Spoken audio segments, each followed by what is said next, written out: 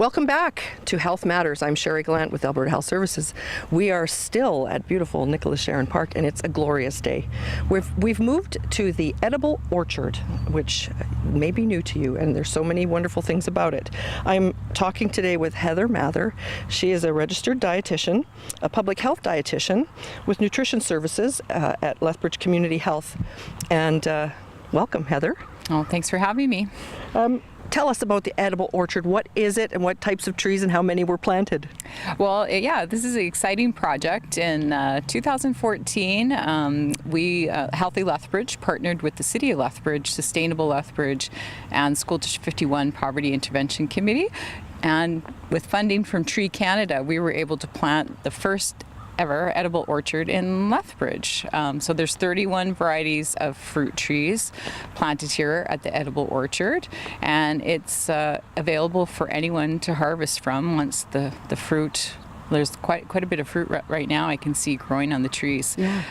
And yeah, lots of varieties of different apples to choose from, the cold hardy cherry trees.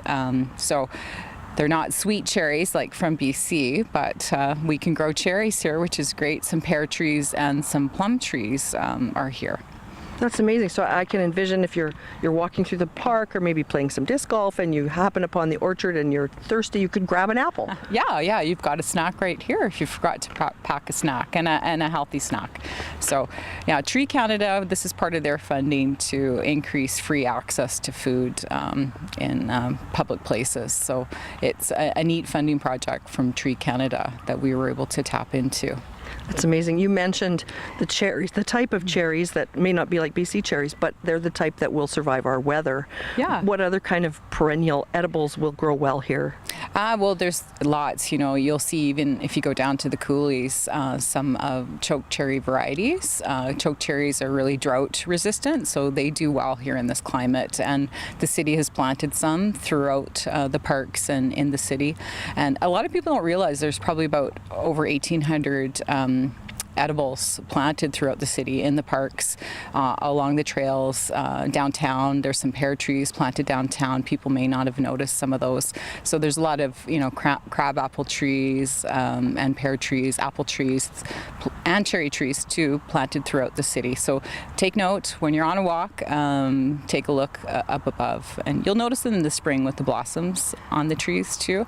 Some of them are ornamental cherries, but we planted too with Healthy Lethbridge and the City of Lethbridge and the Connect group some Saskatoon bushes at the Lakeview Park, where there also is some outdoor gym equipment. And there's honeyberries too planted at that park, so those are bushes, and it's close to the outdoor gym at the Lakeview Park. And then the city recently put some fruit bushes too at their new outdoor gym equipment at the Sugar Bowl. So something else to check out. That's amazing. I've never heard of a honeyberry before. What do they look like? Yeah, they're like a blueberry or a Saskatoon, but they're more oval shaped, and they also do well in our cold climates.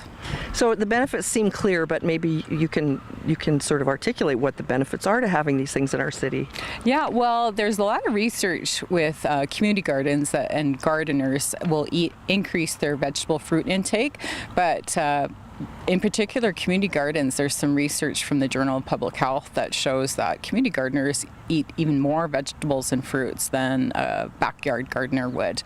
So, and just, that social connection of having it out in the public too, and it's visible too. So it's that whole, norm of eating healthy and having healthy, supportive environments, having that fruit available to eat, and not French fries and potato chips. Right, it makes it so easy and accessible. Sends a good message, free. And free, Which is always good. Mm-hmm.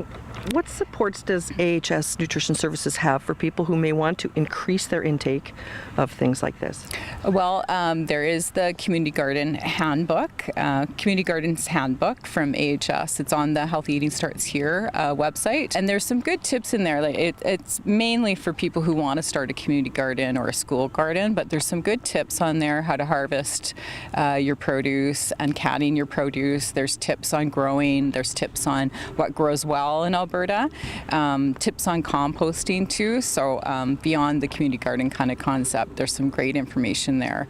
And then also on the Healthy Eating Starts Here website, there's some great recipes for using your garden produce. They have recipes for zucchini muffins or rhubarb muffins, fruit kebabs, a fruit crisp. So check those recipes out. They're great, easy recipes and delicious recipes to try. I can attest to that. It's a wonderful site. The recipes are great. Yeah. We'll put the link up for people too. Thank you very much, Heather. Always a wonderful fountain of information. Okay, thanks, Sherry. Next up, we're going to find out some things about the Community Cancer Prevention and Screening Dashboard. Stay with us.